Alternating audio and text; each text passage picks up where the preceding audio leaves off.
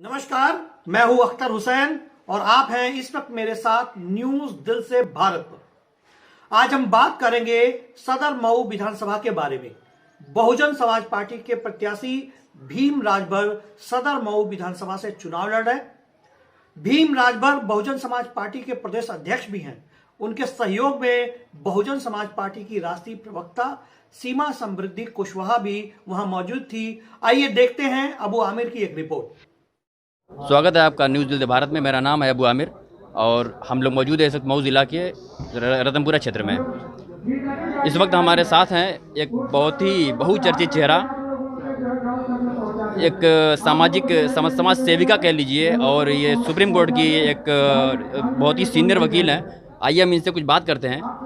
Ma'am, आपने election से just एक महीना पहले आपने पार्टी को ज्वाइन किया है और बसपा को ज्वाइन किया है, और आप इतने सम्मानित पेशे से जुड़ी हुई हैं भी, थी नहीं है भी, तो क्या इस बारे में कहेंगे? देखिए, बसपा जो है ना, पढ़े लिखे इंटेलिजेंट लोगों की पार्टी है। लोग हमसे सवाल करते हैं आपने भी क्या बसपा ज्वाइन किया है, तो मैं कहती हूँ अगर मुझे भक्त बनना होता तो कहीं और जाते। इंटेलिजेंट पढ़े लिखे सुप्रीम कोर्ट के अधिवक्ता है, हमारी बहन जी खुद अधिवक्ता हैं जो 4 बार उत्तर प्रदेश की मुख्यमंत्री रही। उनके काम जो हैं उनसे प्रभावित होकर के, और कभी भी कोई भी व्यक्ति अगर काम करता है, जैसा मेरा मानना है कि उसका एक ऑब्जेक्ट होता है, उद्देश्य होता है कि वो ये काम क्यों। तो मेरा उद्देश्य दबे कुचले शोषित लोगों की आवाज़ उठाना, जिसको ज़रूरत है उसकी आवाज़ उठाना। और ये एकमात्र भारत की पार्टी है बसपा, जिनका फाउंडेशन जो बनी ही इन्हीं मूल उद्देश्यों पर, इसीलिए मैंने इनको ज्वाइन किया। मैम, 29 अक्टूबर 2020 को सुश्री मायावती, बहन मायावती जी ने उनका एक स्टेटमेंट आया था कि सपा को हराना है, चाहे भले ही हमको भाजपा को वोट देना पड़े। तो इस बारे में, और इसी के अनदर हैंड हम कह सकते हैं कि आपने दिल्ली में जंतर मंतर पे आपने एक भाषण दिया था अभी जल्दी। उसमें उस भाषण में आपने कहा था कि योगी आदित्यनाथ जो मुख्यमंत्री उत्तर प्रदेश के हैं, उनको लेकर आपने कहा था कि आप जो है यहाँ बैठे हुए हैं, आप अपने आप को योगी कहलवाते हैं, मैं आपको योगी, मैं उस बाबा को योगी नहीं मानती हूँ। बिल्कुल। हाँ, नहीं, एक मिनट मेरी पूरी बात सुनिए सर। उन्होंने कहा था कि मैं नहीं मानती हूँ, और आगे फिर आपने कहा था कि उनको किसी तरीके से, मतलब कोर्ट कचहरी कहीं भी, डिस्ट्रिक्ट में कहीं भी आप उनका विरोध कर रही हैं, आप उनसे साथ लड़ाई कर रही हैं। बताइए। बिल्कुल। हाथरस गैंगरेप केस मर्डर की बात करूं, जब वो, सुनिए, मैं दोनों बातें कह रहा हूं। पहले आप मेरी बात सुनिए। मैंने आपकी दोनों बातें समझ ली, मैं दोनों का जवाब दूंगी। उस केस की बात करूं, जब वो इस बिटिया के साथ, पहले तो उत्तर प्रदेश प्रशासन की पुलिस पूरी तरीके से फेल रही, प्रॉपर तरीके से FIR नहीं लिखी। वो बिटिया थाने परिसर में लेट करके ये बयान दे रही कि उसके साथ ज़बरदस्ती की गई, लेकिन फिर भी उनकी पुलिस रेप का मुकदमा नहीं लिख रही।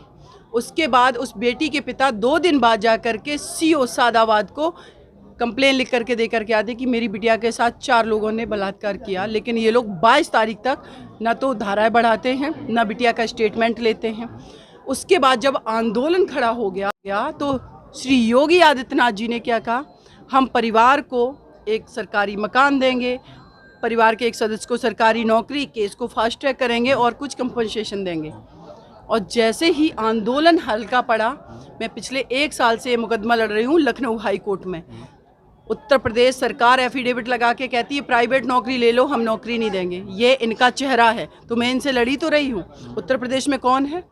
इन्हीं के रिप्रेजेंटेटिव तो वकील वहाँ पर अपीयर हो रहे हैं कोर्ट में, अपने इनकी बात रख रहे हैं, तो मैं इनसे लड़ रही हूँ ना, डिस्ट्रिक्ट कोर्ट में लड़ रही हूँ। कल मैं इनका बयान देख रही थी इंडिया TV पर, कह रहे हैं हाथरस केस का सच सामने आना चाहिए। उनसे मैं सवाल करती हूँ, अगर हाथरस केस का सच आपको नहीं पता था तो इतना ही आप अगर डेयरिंग हैं तो फिर क्यों वादे कर रहे थे झूठे?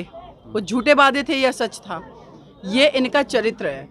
गरीब, शोषित, पीड़ित लोगों के साथ ये ऐसा ही व्यवहार करते हैं।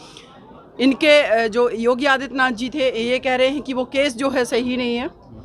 CBI की मांग की, खुद कह रहे हैं CBI जांच करा लेते। अब CBI ने जब चार्जशीट फाइल कर दी है उस केस में, तो फिर CBI ने उनको दोषी बनाया, तो विश्वास तो करोगे ना किसी संस्था पर? नहीं करे। अब आपको कौन सा सच जानना है?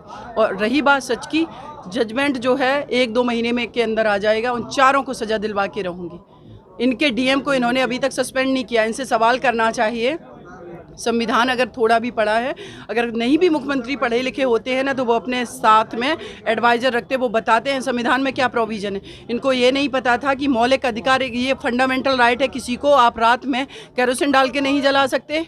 आपने क्यों जलाया? कहते हैं लॉ एंड ऑर्डर फेल हो जाता।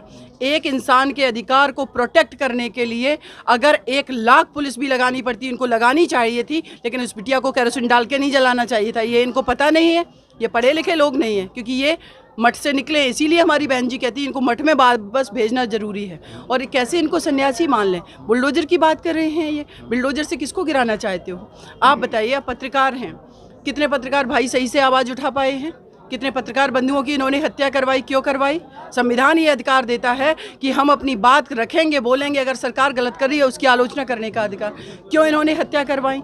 दूसरी बात, आपने जो हमसे सवाल किया कि इन्होंने, बहन जी ने स्टेटमेंट दिया, आप एक फैक्ट को करेक्ट करिए, ये फैक्ट आपका सही नहीं है। एक एमएलसी के चुनाव में पर्टिकुलर, एक सेकंड, एक पर्टिकुलर रीजन के लिए, पर्टिकुलर पर्सन के लिए उन्होंने बोला था, उन्होंने उत्तर प्रदेश चुनाव के लिए नहीं बोला था। इस फैक्ट को करेक्ट करिए, बस इतना ही मैं कहूँगी। मैम बस लास्ट बात, आपने जो आपकी ट्रस्ट है मैम जो ट्रस्ट है उसके बारे में, किसका? जो आपका समृद्ध भारत ट्रस्ट है मेरा। देखिए उसमें लीगल हेल्प करती हूँ मैं, माता और बहनों सभी की जो शोषित पीड़ित वंचित हैं उन लोगों की। तो उसी के लिए मैं, मेरा ऑर्गेनाइज, बच्चे जो है बहुत सारे एडवोकेट जुड़े हुए हैं। तो अब तो मुझे और भी अच्छा लग रहा कि अब तो बीएसपी के कार्यकर्ता भी हमारे साथ मिलकर काम करेंगे। आपकी बहादुरी के लिए एक सवाल मैं करना, बस लास्ट सवाल है कि आपने जो कहा था सुमो डुओ कॉग्निजेंस को लेकर के, आपने कुछ कहा, उसके कोर्ट की अवहेलना का मामला आपने कुछ कहा था, तो क्या आपको डर नहीं लगी वो बात कहने में वहाँ पे? एक बात बताइए मुझे, इस देश से बड़ा क्या है? भारत का संविधान, उसके अंतर्गत सुप्रीम कोर्ट से लेकर के सुप्रीम कोर्ट के जजेज, देश के प्रधानमंत्री, देश के राष्ट्रपति, हर व्यक्ति उसके अंडर है। कोई व्यक्ति अगर इंटरप्रिटेशन कर रहा है, देखिए ये बातें थोड़ी सी और इंटेलेक्चुअल होती चली जाएंगी कि कानून जो बना है उस कानून की जो भावना है, उद्देश्य, उस पर काम करना चाहिए। कंटेम्प्ट ऑफ कोर्ट की बात अभी नहीं, कंटेम्प्ट ऑफ कोर्ट पता नहीं करती है कोर्ट देख लेती है, जब भीड़ किसी के साथ में है, पब्लिक साथ में, लोगों का सपोर्ट है तो नहीं करती है। ठीक है, बहुत शुक्रिया। तो ये रही बसपा की राष्ट्रीय प्रवक्ता, सुप्रीम कोर्ट की सीनियर वकील सीमा कुशवाहा, जिन्होंने 2012 में हुए निर्भया रेप कांड में निर्भया के चारों दरिंदों को 20 मार्च 2020 को 7 साल की मशक्कत के बाद उन्हें फांसी के फंदे पर लटकवा करके ही चैन की सांस ली। गौरतलब है कि हाथरस गैंगरेप में भी मनीषा वाल्मीकि को न्याय दिलाने के लिए इन्होंने एड़ी चोटी का जोर लगा दिया, वो भी फ्री ऑफ कॉस्ट, बगैर पैसा लिए। इसी प्रकार ललितपुर, कानपुर, कुशीनगर समेत लगभग आधा दर्जन से ज़्यादा रेप पीड़िताओं के लिए इंसाफ की लड़ाई लड़ रही हैं। न्यूज़ दिल से भारत पर बने रहने के लिए धन्यवाद। देखा आप लोगों ने, न्यूज़ दिल से भारत के संवाददाता अबू आमिर ने जब उनसे सवाल किया कि बहन मायावती ने कहा है कि जहां हम कमजोर पड़ेंगे अपना वोट भाजपा को ट्रांसफर कर देंगे ताकि समाजवादी पार्टी चुनाव ना जीत सके। इस सवाल के जवाब पर सीमा समृद्धि कुशवाहा बचती हुई नजर आई। आइए देखते हैं 10 तारीख को कौन बनेगा मुख्यमंत्री, किसके हाथों में होगी सत्ता और कौन लेगा शपथ। न्यूज़ दिल से भारत से मोहम्मद अख्तर हुसैन, एक भारत नेक भारत, जय हिंद जय भारत।